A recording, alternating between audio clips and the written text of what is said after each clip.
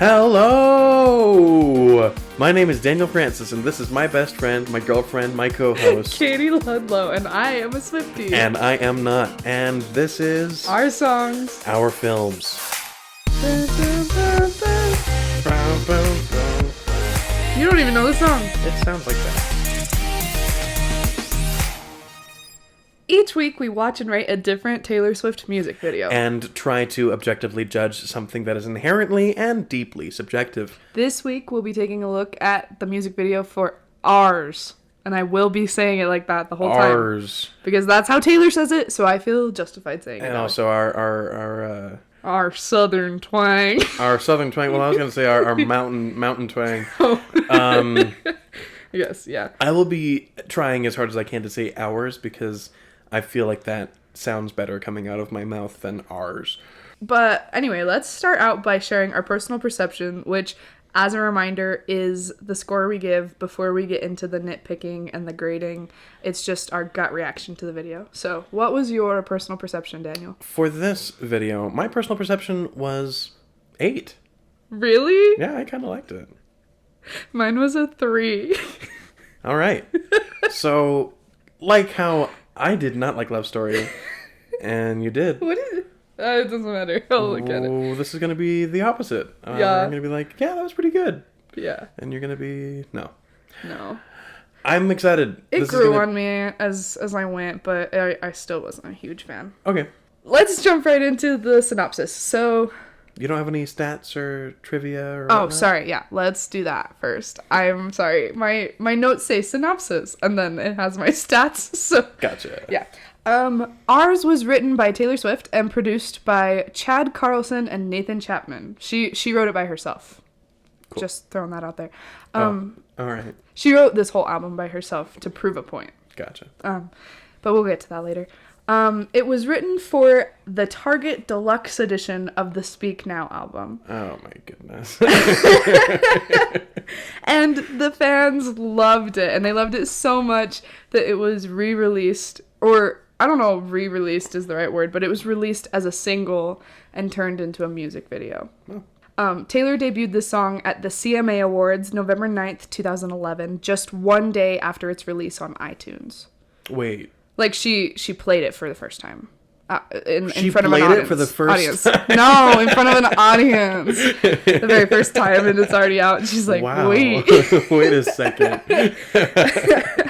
Ours debuted at 13 on the Billboard Hot 100, which was its peak.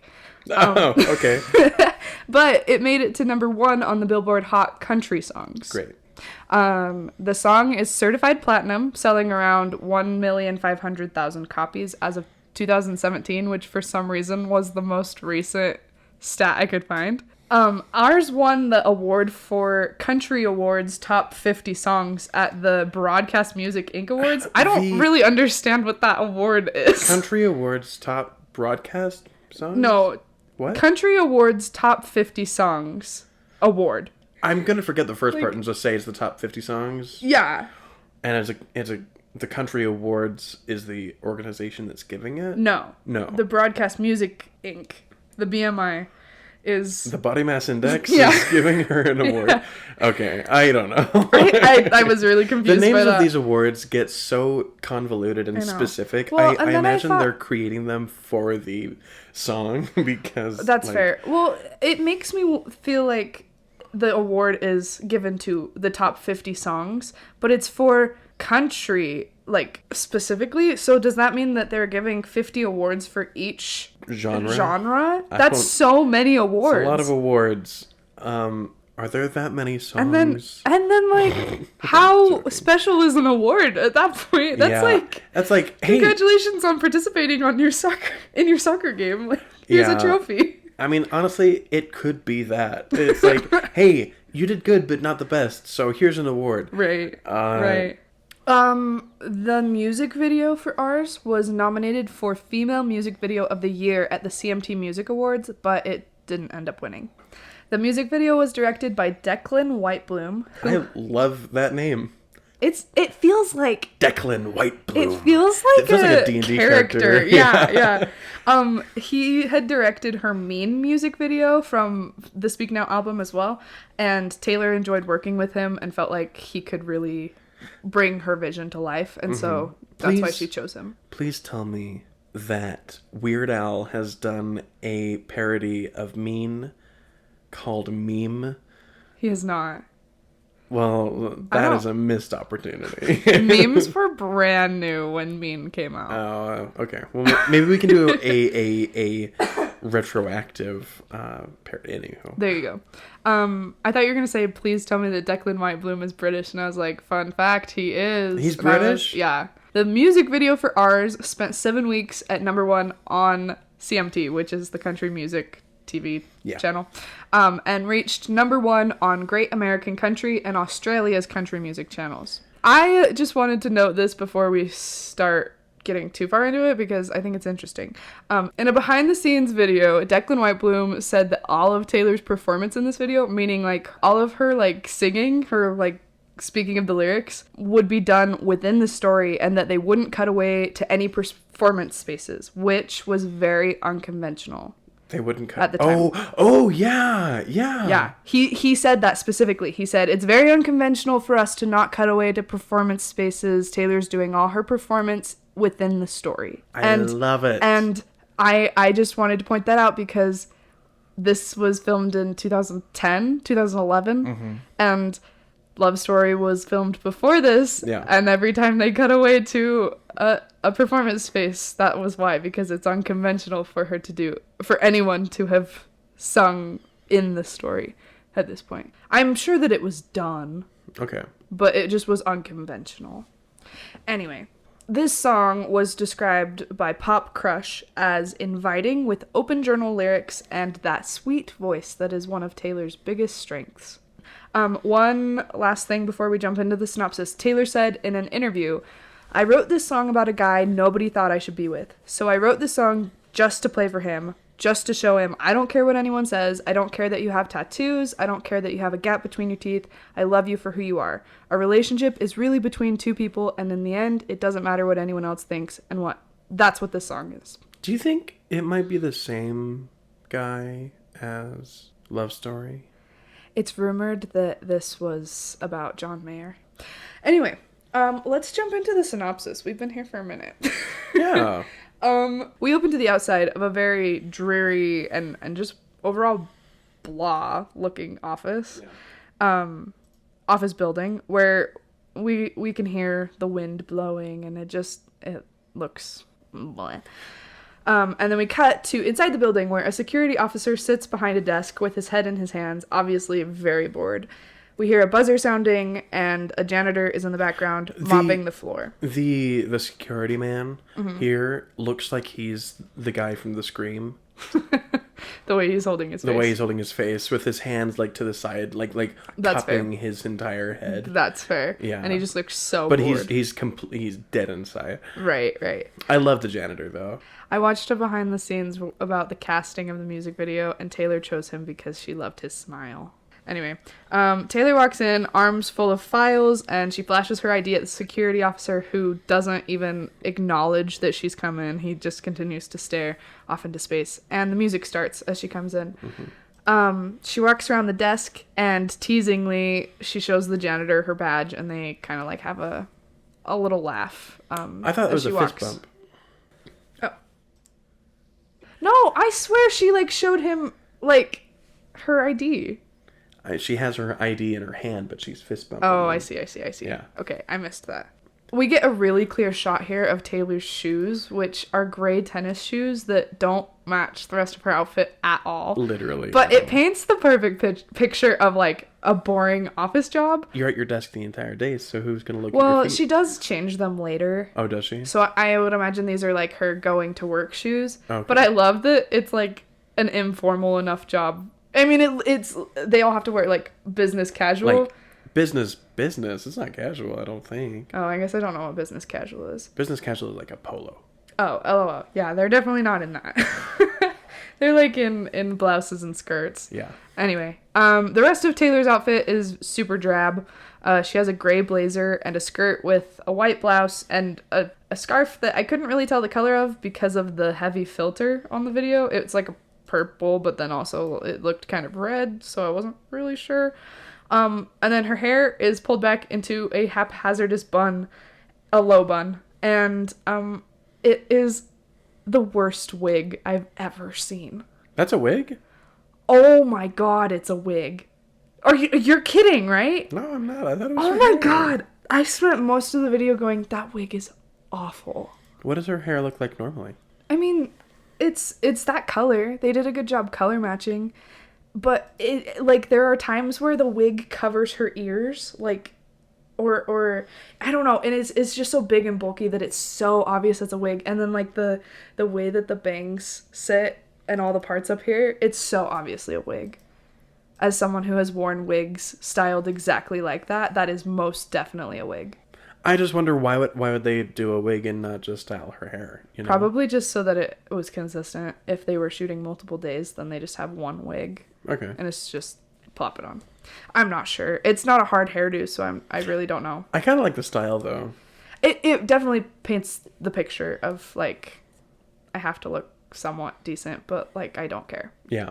It works really well, but I just couldn't stop thinking about how it was a wig. Anyway, Taylor gets onto an elevator that is just packed full of people, and they all look like they absolutely hate their lives. Yeah. And one guy in the front on the right side of Taylor is holding... Well, it's our right, her left. He's holding a browning banana against his chest and staring ahead like he just saw someone... Like he's just grabbing the middle of the banana. Yeah, he looks like he just saw like someone close to his heart die in a war, and this is the only thing he has left of them. Yep. And he's just like staring right at Taylor's face. Yeah. Well, he's not in the beginning, but then toward the end of the ride, Taylor looks at him and he makes direct eye contact with her. And not flinching, not anything. No.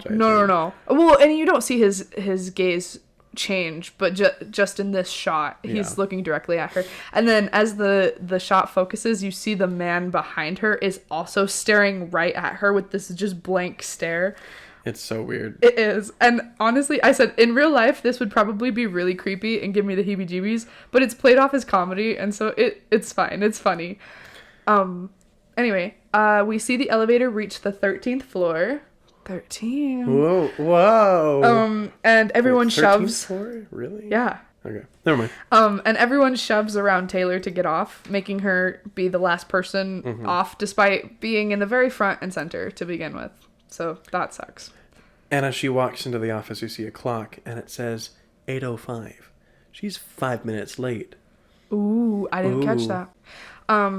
She walks in a very disheveled manner to her desk, and we get some shots around the office, like a spilled coffee cup that was left to dry, a flickering overhead light, and a random fake tree that was obviously a ploy to make the office less like a prison, but it's so... bad. So very sad. And there's also a motivational poster on the side that looks like it was just printed out of the printer. And it says the only way of finding limitations is in huge font. And then a picture of someone like water skiing. And then is by going beyond them. And so but it just says limitations. The only way of finding limitations is by going beyond them. Really Ridiculous. funny. Yeah. There's a confusing few shots here. We see two men sitting behind Taylor at their desks, working and minding their own business, and Taylor looks back at them and then turns around and rolls her eyes like she just was like personally offended by them, and they literally didn't do anything. Yeah. They're like they didn't acknowledge her. Mm-mm. She didn't try to acknowledge them either. Like they're genuinely minding their own business, and she's just like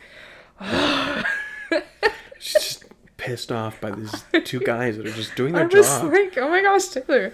I thought it was funny, but also I was like, girl, chill. You're being pressed over what? Yeah, ridiculous. As Taylor starts to work, we see two other guys playing a video game behind her, and they're starting to get pretty rowdy with it. Yeah, they're really into this video game. Yeah. And I'm wondering, what are they playing on? What are they playing? Yeah. And why aren't they working? Like, how is no one like... That's fair. I guess maybe in this office they just hate their lives so much that they're not holding each other accountable. That's fair. I couldn't tell you. That shot is followed by another. They're the happiest in this. Well, in the first part of this video. Yeah. The next shot is her coworker that sits next to her, who is throwing a paper airplane at her for no reason, and I think that's fun. I think that's fun. I watched a behind the scenes. There were a million behind the scenes videos for this one. Really? Yeah, and they were all. I mean, they didn't give very much information at all. But there was one that was like it was a spoof of The Office, and so each background character sat down and introduced themselves and their title. Because The Office was huge back then. Right. And so they introduced themselves and their title, and they all talked about their job and what they did there, and then they all end up talking about Taylor, and but none of them know her name. They're just like that new girl, and she doesn't really do anything. She just kind of watches cat videos all day, and we let her be because she seems to be annoyed by us. It was hilarious. Honestly, that is a fantastic like mirror of like what's on the other side of this relationship. It was hilarious. And anyway, this kid that's sitting next to her is the boss's son. Oh, really? Yeah. Okay. Yeah. Wait, so when I was watching it for the first time, I thought this guy was going to be the love interest, and that this airplane that he's throwing at her would be like a note saying, "Hey, this place sucks," there you go. Or something like that. And I was legitimately surprised when it wasn't him. I was like, "Wait, really where did he go? Why didn't she read? Where's he? Why didn't she read the note?" Yeah, she should have left her man for this man right here. I mean, no. No. Anyway. The next shot is of Taylor walking to the printer, which has a piece of paper taped to it that says, "out of paper." And she looks really bugged, but she turns around to go get some, and she returns to the printer with paper, and I guess she notices that it's out of toner because then she goes, "Ugh," and she turns around. Well, it says out of toner. Oh, it does. I missed that. The paper I watched changes. it. I watched it a bunch of times, and I was like, I can't figure out how she figures that out. No, it literally says out of toner. Okay. I don't know how I missed that. Anyway, the paper that said out of paper changes. That's funny. But she goes and comes back with toner, and when she comes back, the printer is gone. This was one of my favorite little bits. She literally comes in, and then she looks around like. What? She looks around like, what? Where? Oh, Like is this a prank? Like the Pulp Fiction meme of John Travolta? John Travolta. John Travolta was in Pulp Fiction, and that's that video of him in like a suit with a jacket over his thing, and like where am I supposed to go? Yeah, it's exactly that. She's holding the toner and going, what? We also see in these shots that she's now wearing heels, so it's clear that she changed to her desk. Conformed. Right. She also lost the scarf and the blazer, and we see that she has on her blouse, it has like two little ties, so you can like tie a bow on like your collar, and she hasn't tied it. And so there's just two great big long ribbons hanging down. Yeah, it looks so like sad. Yeah, it does. And anyway, so now we're back at Taylor's desk for just a second, and she's playing with paper clips. And in that office spoof, one of the managers was so bugged by her playing with paper clips, and he actually says, "We've confiscated so many paper clips from her," and he turns around and pulls out like 4 different chains of paper clips. It was pretty funny. I want to say that shot of her playing with paper clips feels like the most like encompassing of the office space, you know, for some reason to me. That's like, fair. Like that is If I were to pick one shot of this entire thing, is her playing with paper clips while everyone else is just being ridiculous. There you go. Back there. I don't know. I don't know why that's important to me. But that's valid. No, anyway. That's definitely valid. But this next interchange is my favorite in the entire video. Taylor walks. It's a really good one. Taylor walks into like the break room, the kitchen break room, like where the fridge is and the sink and whatever. And there's a big middle-aged man who's taking a drink in front of the water cooler. And so Taylor goes behind him to stand like in line. And the shot cuts, and the man is now facing her, taking another drink, and they're just staring at each other. And then there's another shot. The man is turned back to the water cooler, refilling his drink, and Taylor rolls her eyes, and it just is so She doesn't just roll fun. her eyes; she like rolls her head back. It's and like the way at the it sky. reminded me of when in Junie B. Jones books where she says, "Mother rolled her eyes and looked all the way up at the ceiling," and I was like, that's exactly what Taylor's doing. She's just so bugged. There's also there's a bulletin board or cork board behind her, and somebody has organized the little pins into a smiley I face. saw that, and it was really cute. Anyway, our next shot, we're in a different room now. It looks like another break room, but it's like more like a cafeteria. Yeah, with tables and stuff. And it looks so drab. The walls are bare. Like, there's walls nothing. are bare, like tan. Yeah, like ugly. Yeah. Anyway, Taylor is eating alone at a table in the back of the room, and then a table in our kind of forefront has two women eating at it and talking to each other, and they keep looking over at Taylor. And Taylor looks up from the magazine she's reading, and she looks at the women, and they turn away like, "Oh, we weren't looking at you. We weren't talking about you." Right, Yeah. so it's really clear that they're gossiping about her. Now we're back at Taylor's desk, and we see her looking at a Post-it that's on her cubicle wall, and she picks it up and smiles at it. And by the way, her cubicle is the most colorful part of the entire office. Yeah, she's got like a cute little lunch box, and her tape dispenser is a red heel shoe thing, like high heel. She's got little pillowy things, right, and all over her computers, like the outside of her computer, which it's like a dinosaur computer. Yeah. So it's got like that thick edge around the screen. She's got like cat stickers and a little cat that she doodled on a Post-it, and it's kind of cute. But anyway, she picks up this Post-it, not the cat Post-it, but another one. On the Post-it note, we see that someone wrote, "I loved you first," and then someone else wrote underneath it, "I loved you first." And this inspires Taylor to get on her dinosaur of a computer and watch a video. And in this video, we see someone writing, "I loved you first" on a Post-it note, and then hold it up to the camera. Man. And it's Zach Gilford. Okay, yeah. Who's Zach Gilford? Zach Gilford is an American actor best known for his role in Friday Night Lights. He's also been in the series Midnight Mass and the series The Midnight Club. Midnight Mass? Those were just the two that I recognized. I haven't seen those, but I Me neither. know of them. I just went through his IMDb and I was like, I recognize those titles, so I stuck them on, hoping that someone out there knows You know they those. are, though, right? Vaguely.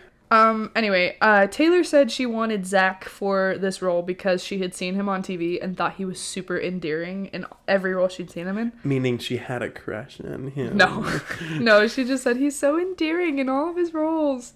And Zach was the team's first choice because of it. Yeah.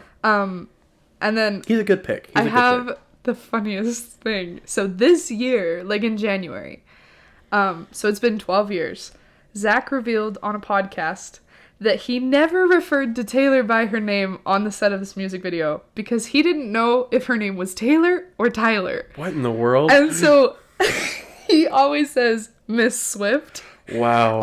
And so it was hilarious. I watched the behind the scenes videos, and there was only one time where he said Taylor, and it was in a video where it was called Working with Taylor Swift, and every single person started with Working with Taylor.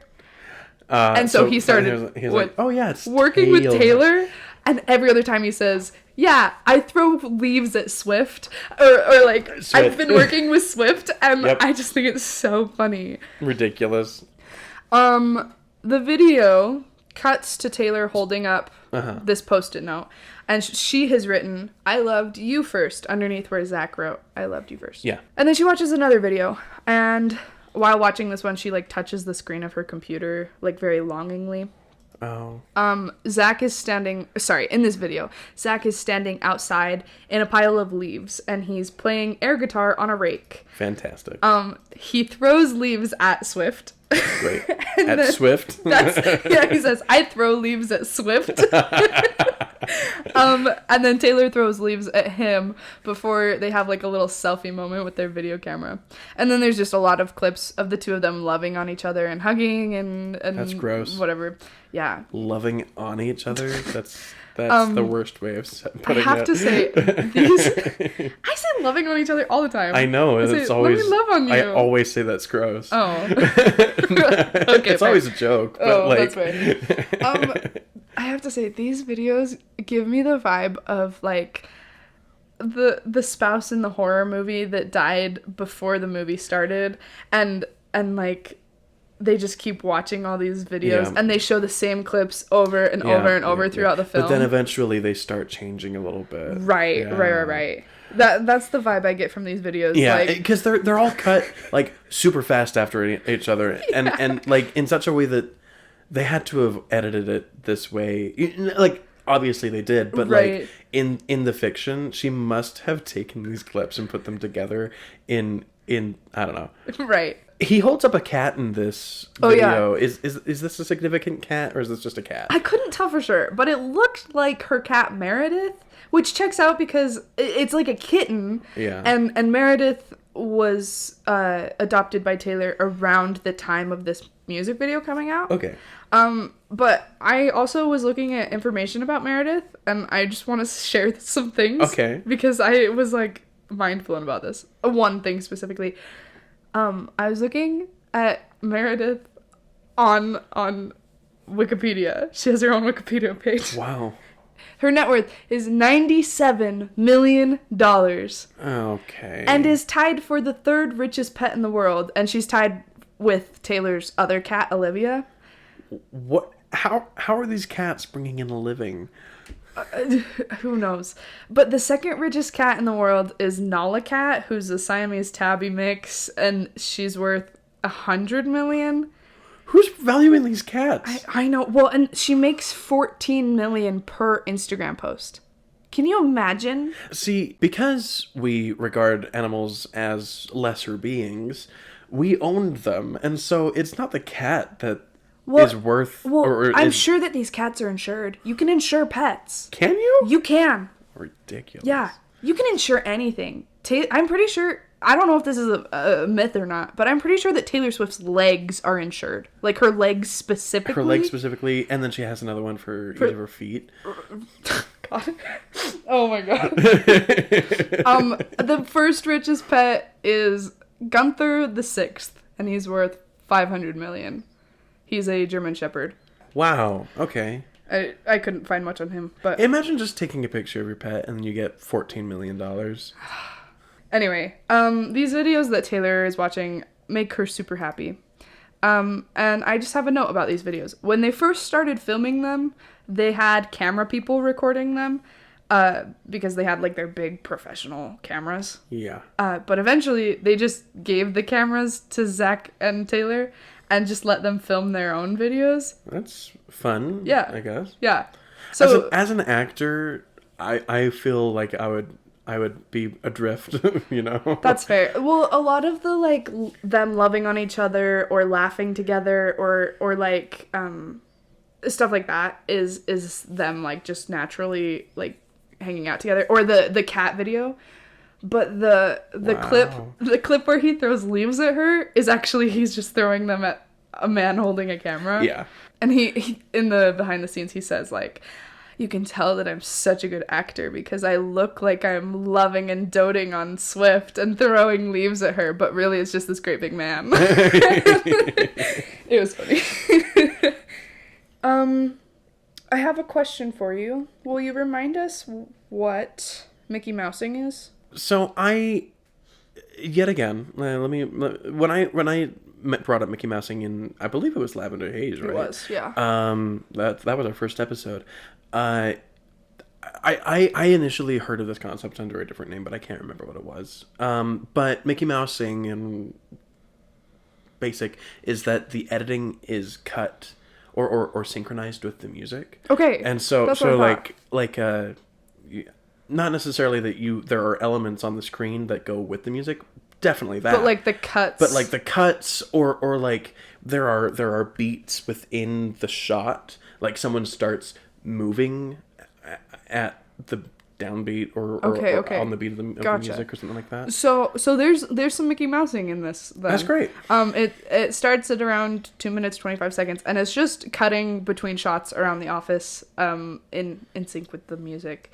And I was like, Mickey Mousing, and then I put a question mark because I was like, I don't remember what Mickey Mousing is.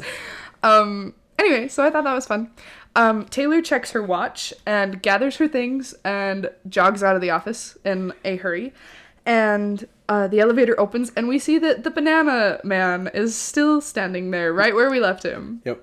That's what Taylor Swift wrote right where you left me about, is the banana man. Yeah. Right where you left me. Yeah, that's who. I honestly love that he was able to spend the entire day. Yeah, and he's just clutching this banana against his chest. Yeah. This poor man.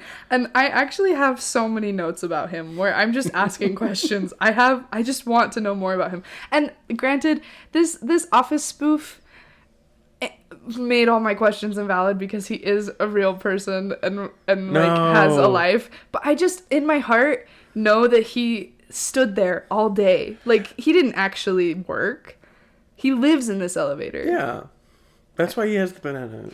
My actual note is, I said, Taylor happily gets on without paying him any attention, which makes me wonder, does this guy always stand here? Has he ever left? How long has it been since he got off the elevator? Mm-hmm. And why can't he leave? Well, I'll say he did get off the elevator at the beginning of the day. He did? Yeah. Oh, I missed that. Yeah, he was part of the crowd that left. Oh, that's right. Okay, so that's true. But at some point he got back on the elevator, and we don't know how long, because he got off on her floor. Uh-huh. She opens the door, and he's already in there. That's fair. Why is he on the elevator? Why is he on the elevator? Why does he still have the same banana, and why is he holding it like that still? Yeah. When she gets off the elevator, Taylor waves at him, which makes him, like, it looks like he, like he wakes up inside. Woken up from a spell, and he, like, looks at her, like, oh my gosh, someone noticed me, and waves at her, but she doesn't notice, because she's already gone. Mm-hmm. Which kind of made me sad. I was like, poor banana man, all he wanted was for someone to notice him.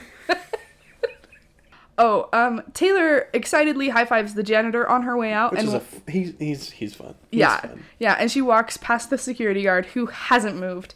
And my note under this said, in all caps, what universe are we in, and why are so many people frozen in time? Taylor is now standing at a bus stop, where a bus piles up. Whoa, a bus pulls up. Shocker. Piles up. Mm-hmm. And she gets on and pulls out a tablet of some sort to watch some more videos. Which is pretty expensive for 2010. Right. Yeah, so she watches a video of them kissing, and then she watches a video of Taylor filming Zach, and so Zach kissed Taylor frickin' Swift and didn't even know what her name was. Yeah. Wow. Swift. Yeah. The next video is Taylor filming Zach. These lips are for you, Miss Swift. Oh God. The next video is Taylor filming Zach and waving her hand in front of the camera. I'm not really sure what she's trying to do there. It's not like she's waving at him like, hi, and it's not like she's like, no, go away. Her hand is literally just like waving in front of the camera, and it's kind of weird. But this close-up shot of her after, of her face is so cute. It's really cute. She looks so precious, and her wig doesn't even look that bad in this shot. I liked her wig. I didn't hate it, except for I just knew it was a wig, and it bothered me.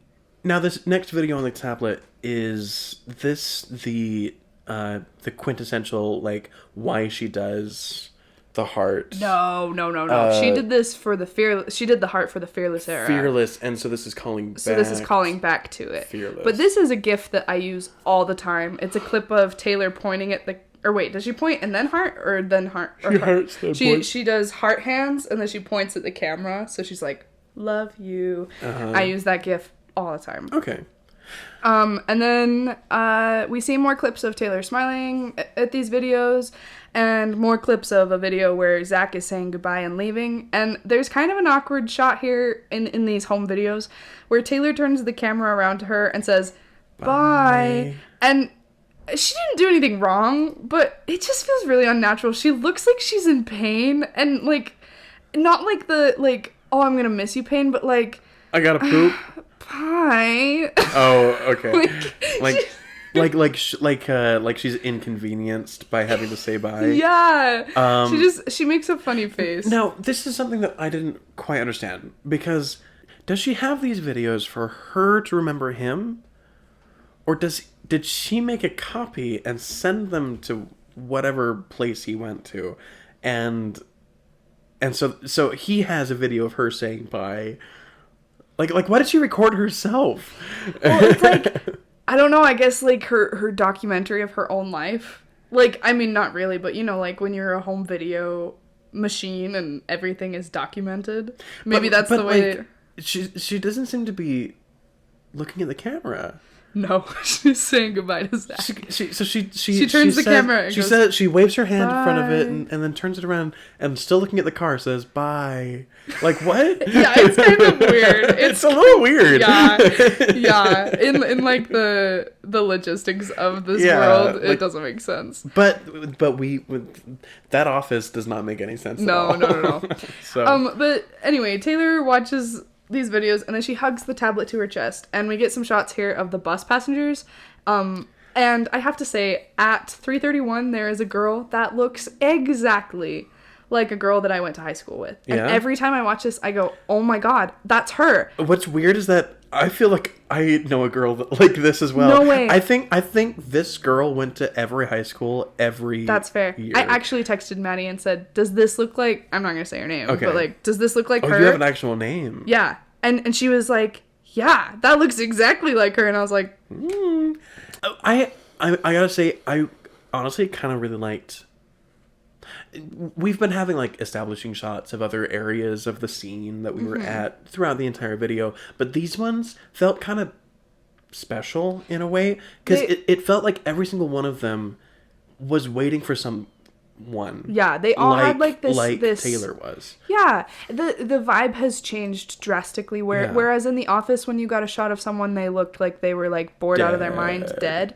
The people on this bus are very, like... active, engaged. And they all look like they're, like, just, like, subtly smiling, thinking about someone or something that they're happy for. They are living. They are... They're not just there. I like it. It's established that we're in a happier place now. Yeah. But by the way, the color has gotten a lot more... Right. vibrant now. Right. The bus stops at the airport, and Taylor gets off and looks around. She's in Nashville, by the way. Right, and I will say they closed this part of the airport for this filming. Wow. Which I thought was pretty impressive for... I mean, like, Taylor was big at this point, but she was still not that big. You know, like... I mean, I guess... little country artist. If you can pay for it, you know. That's fair. But yeah, they're at the Nashville airport, and she gets off and looks around, and we see Zach in an army uniform walking out of the airport, also looking around, and the two see each other and smile, and Taylor just drops her stuff in the middle of the crosswalk and goes to hug him, which, when I watched this for the first time, I didn't realize that they had closed the airport. I thought, like, oh, they just were like, hurry, quick, like, get a shot, and I was like, Taylor, your stuff, and I was, like, really concerned for all her things. But I just thought, wow, that's so irresponsible. Yeah, just dropping everything. Drop everything now. She wrote that lyric about this. Drop everything now. Is that in this song? No. Okay. But it's from Speak Now. All right. Anyway, she runs over to Zach, and he lifts her up and spins her around. And we see on the back of his hat that his last name is Jones, and that's the only name we have for him. Jones. Yeah. Anyway, the video ends with Taylor and Zach hugging each other, and that's the end. Okay, let's jump to our scores. Well, can I quickly, before we get into the scores, can I ask, is the scarf significant? Because I know that I don't think so. I left my scarf at your house. That's later. Okay. I don't think so. Well, I was trying to find like evidence of who this song was about because I was confident that it was John Mayer, but I wanted to confirm. And a lot of places that I was looking at were saying it's rumored to be John Mayer, and so that was kind of what the consensus was it's probably John Mayer. Yeah. But I did read a few sites that said it could be Jake Gyllenhaal, but I don't know when they started dating. Now, did either John Mayer or Jake Gyllenhaal go enlist in the army? No. Okay. I don't know where this army thing came out of left field I for remember me. watching this for the first time, like for the very first time, and being like, what? Yeah. Because it just feels like so random. But it was her idea. She wanted that. And she didn't write this song with the music video in mind. Yeah. So then, like, why is this the direction you chose? I mean, I guess, like... What not set me off, but, like, what confused me about it is that it feels like that plot point would have been something that could have been laid out a little bit more. Right, you know? right. Like, it just out of nowhere. Oh, and he's in the army. Yeah, and that's why we haven't seen him. Army. And that's why she's so excited to go see him. Right. I don't know. I think it could have been. I wonder if it was just her only way of like, oh, he's been gone for a long time.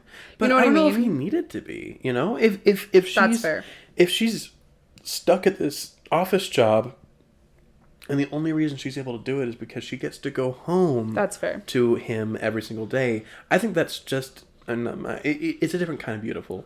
That's fair. But I think that could have been nice. Right. No, well, and then my second thing is, and I guess we can get it. Well, I'll talk about it when we talk about direction. Let's get into the scoring. Yeah, let's get into our scores. So, as a reminder, personal perception, I gave it 3. You gave it a 3. I gave it a 3. I did give it an 8. I thought it was fun. I thought it was an interesting take. It grew on me the more I watched it. Yeah. I think watching it, every time I've ever watched it, I've just watched it like at face value, and I've never really understood or appreciated the comedy in it. Really? I've always just been That's like, the whole point. This is so dumb. Wow. But I think it's grown on me a little bit. Have you watched The Office? Oh my god, I've watched it at least 10 times. How did you... So then... Okay, never mind. Anywho. Going into the song category, the complexity / intelligence of songwriting. I gave this an 8. I gave it an 8 as well.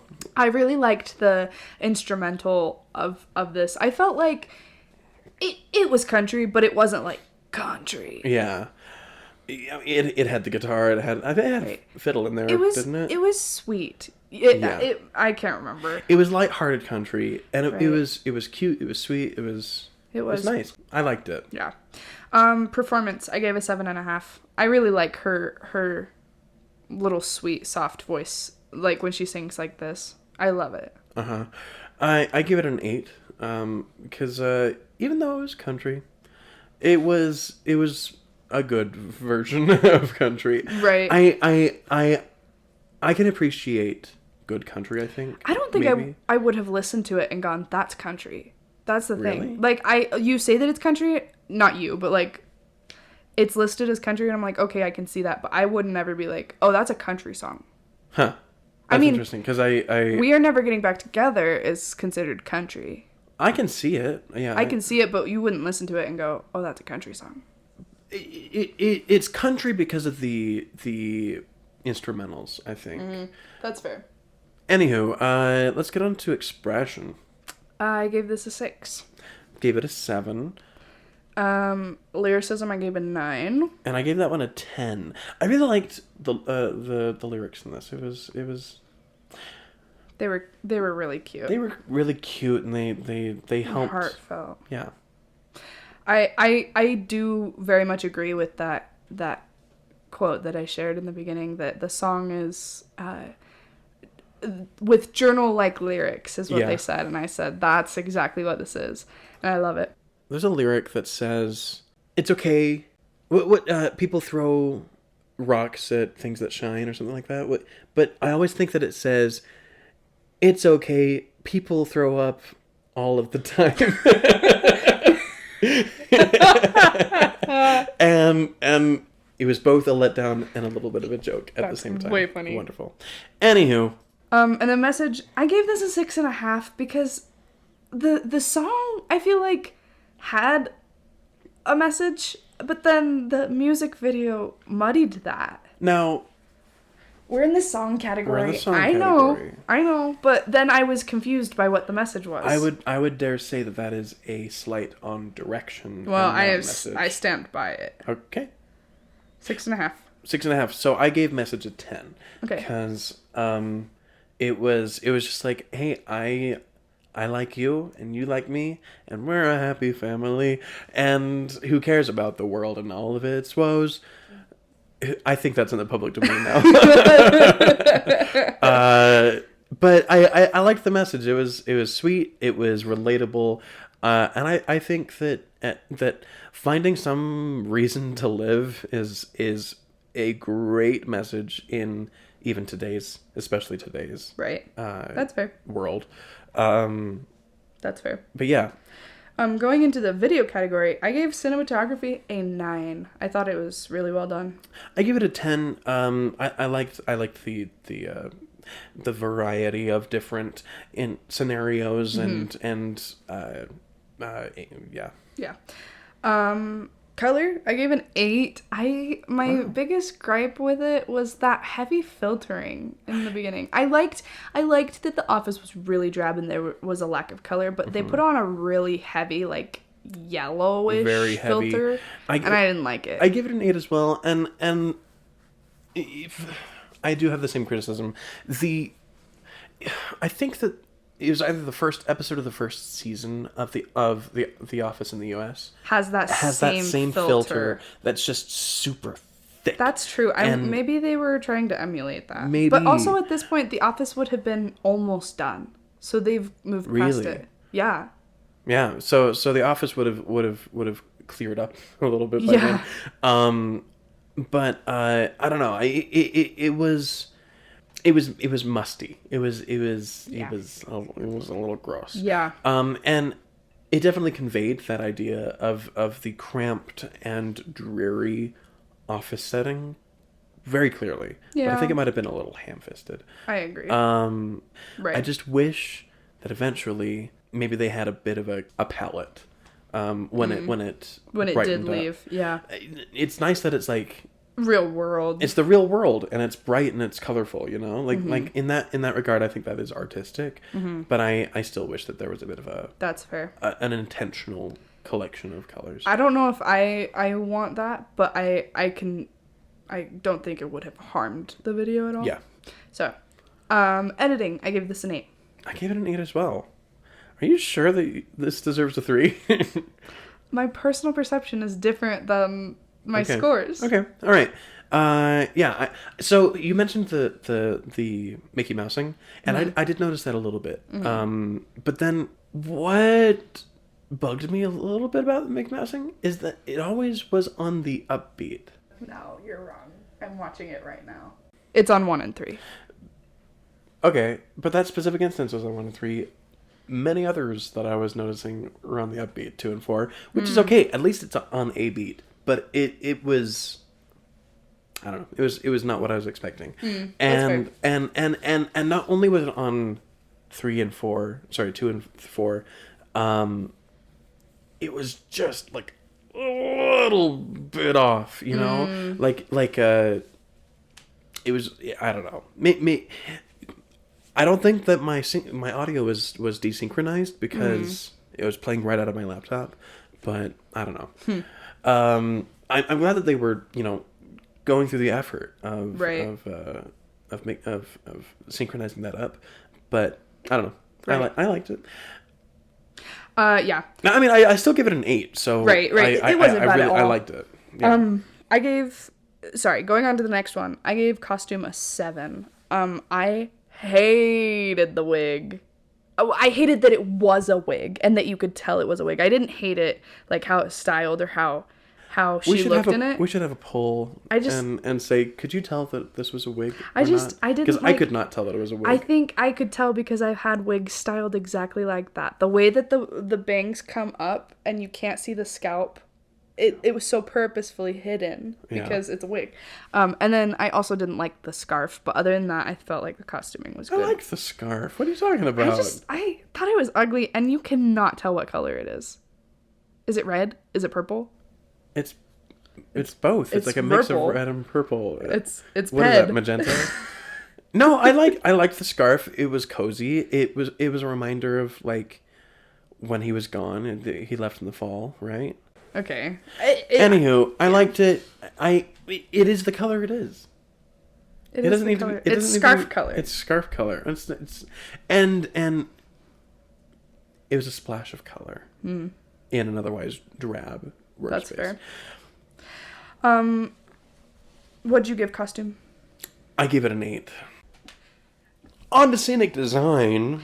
I gave this an 8. Only an 8? I gave this a 10. I don't know if I really had that many gripes, but it wasn't anything that I was like, wow, it's like a 10. So the reason I gave it a 10 is that the office was so dreary. It was. And they were able to convey that additively. Not just by like, oh, there's nothing on the walls. They put on those little tiny posters. I guess, okay. And then instead of like, oh, it's just adding that plant made it worse. Right. I agree. And the spilled coffee, the break room, the cooler, finding the I don't know what offices looked like in 2010, but it looked like they were sourcing awful stuff. Right. Like a bad water cooler and all of that. And the printer, it I don't know. I loved the set that they built. I guess my one gripe about the scenic design was in that second break room with like the tables. Yeah. There was nothing, and I understand that it's like dreary and whatever, but I feel like they could have added something to that. In a real office building, there would have been something. You know what I mean? And so maybe some kind of like goals, like at this this company we strive for something. It just felt like they just threw up a wall really fast to get this shot, and then they tore it down really fast to. Oh, I don't think that they put the wall up. Well, it looked like one of those like, not folding walls, but like the really tall cubicle walls that like create another room. You know. I think that it was a room in a building though. Was it? Yeah, I think it was a full wall. Oh. Well, anyway, I just wish there was more. Yeah, because there was like a fire alarm on the wall. Oh, okay. Yeah. Okay. For performance, I gave this a 10. I gave it a 7. I just had a few things where I was like, Taylor, like her bye, or where where she just like, and I mean, I guess this is less performance and more direction, but I just really didn't like it when she like rolls her eyes at the people behind her and stuff like that. And so none of them were big things, but there were just a few parts where I was like, girl, okay. Yeah. You know? The reason I was sold on a 10 is because of all the extras. The extras were phenomenal. The extras were super funny, and they all had characters in their own way. Like that were never really expounded upon. They were great. And also the relationship that she had with her boy. Her boy. Jones was so pure. It was. And it was very endearing. And that's why I was sold on that 10. That's fair. It was very good. But there were just a few parts that I was like, ick. I don't like that. Okay. But I think you should watch the Office spoof. I think you would find it really funny. Okay. It's not the funniest thing in the world, but it was entertaining. Direction. What'd you give it? I gave it a 5 because I didn't like the direction. I like the sorry, that's the word that we just used. Yeah, I didn't like it. I didn't like the I can't think of another word. Like the path they chose for this video. I didn't feel like the story was fitting for the song. Like nobody was there like saying, ugh, we don't like him, we don't want you to be with him, and nobody was like making this love seem hard. With Yeah, yeah. It was definitely. It was I'm having a hard time at work, and you're keeping me going through it. That right. that was what the video was The telling. video was good and the music was good. I But they just didn't felt like they connect. clashed. Yeah, they didn't. Yeah, they didn't connect together. Right. And it's one of the same reasons the gripes that I had with Love Story is that she's like, no one wants us to be together, and then no one ever is like, they're together. You really shouldn't be together. See, and that one Taylor. didn't bother me as much because there weren't really background characters. Yeah, there were plenty of background characters. Vaguely. Like, they existed for 2 seconds. But in this one, there were so many people, and it should have been there. There should have been some sort of, like, oh my gosh, you're watching videos of him again, or something, you know. I just missed that. Yeah. I gave Direction a 7. Because of the out of left field Yeah, that was the other thing for me, too. army man. Yeah. Which I don't know. I wish that it had been referenced or just acknowledged in some way, like maybe he had a camouflage duffel bag, you know, or Right. something like that. Like when he's getting ready to go, he he gets slings in- his army coat over his shoulder, or he's or like in his something. fatigues when he's leaving or something like Right. that. I don't know. You know, You want to know what? I bet that he listened to Taylor Swift through his headset in his troop transport. Yeah. Yeah. I Roy? bet. Roy Jones. No, Ray Jones. Ray, that's his name. Anywho. That's the perfect name. That's a call. It's canon That's now. our callback to our Eras Tour Yeah, go episode. listen to it. Um. Anyway, let's move to our afterglow points. Okay. So So for personal perception bonus, I have a -1 and you have a +1. yes. So And- they cancel that out. Yeah. So as a reminder for anyone who is new or maybe doesn't remember, because we haven't done like a full grading, I feel like in a minute. For 2 weeks at least. Yeah, Well, 3 doesn't matter. 2 episodes. The personal perception bonus is based on our personal perception score. So if we give a 7 or above, it gets a +1. If we give a 3 or lower, it gets a -1. So since I gave a 3, it's a -1, and you gave a 7, 8. and he gave an 8, so he gets 1. So they get combined to be 0. Now I didn't notice any callbacks. I have 2, and I'm on the fence about them. So I Okay. thought I'd present them, and then we can decide if we want to count them. Okay. So the 2 that I noticed were the 13 on the elevator, which I was like, that's not much of a callback. No, it's just like It's a number. a little Easter egg. And then the heart hands, which I felt like she did that on tour for Fearless, the entire run. So I was like, it's a callback. I would grab that one. But I wouldn't give it clever. I would give it clear because, I mean, it's clear. She's doing the heart hands. Yeah. It's cohesive because she's doing it at the camera for the home video, and it's like that's something you would do for a home video is like, love you, you know. Yeah. It's not clever. It's not It's just clever. there. So I would argue if we're gonna give it as a callback, it only gets 2 of the 3 points. I like it. Okay, cool. 2 points for callback. For play points, these are 3 points, either positive or negative, that we can just throw in there. We do have to back it up, so so Katie can negate mine if she really thinks so, and I can negate hers. But for me, I give a +1 to the relationship, as shown in the clips that Taylor has with the love interest feels magical. Yeah. I don't know how I wrote it that way. Her relationship with her boy is really special. It is. And I know that's acting, but it looks. But you know what? really If this was cute. episode 1 to a crime drama, I would be like, man, they were in love, and now that he's gone, Yeah. she has to get revenge. She Yeah. has to find out who did this. Yep. She would have motive. Wait, Not motive, but like, she killed him no, motive to... to kill the other people. Yeah. Yeah. But then I gave him -1. Said not sure why he was a veteran. Felt like it came out of left field and had no relation to the song. Yeah. And then another +1 for that interaction at the water cooler. It was just a wonderful That little is a really funny part. microcosm, or like a little snippet into. I think everyone ridiculousness. should go watch this video because it's funny. It's funny. It's funny.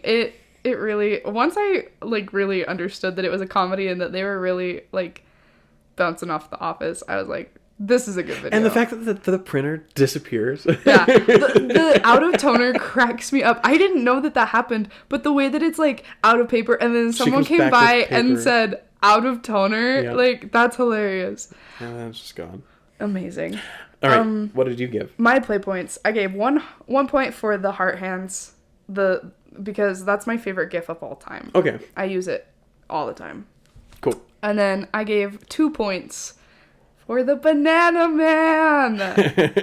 He's so funny. Yeah, I liked him Banana too. Man. Even when I didn't like this video, I liked that part. I was like, that's funny. So yeah, that's 3 points from me. We have one more question. How well does the video benefit the song? Let me reread what I wrote. I'll just read it verbatim.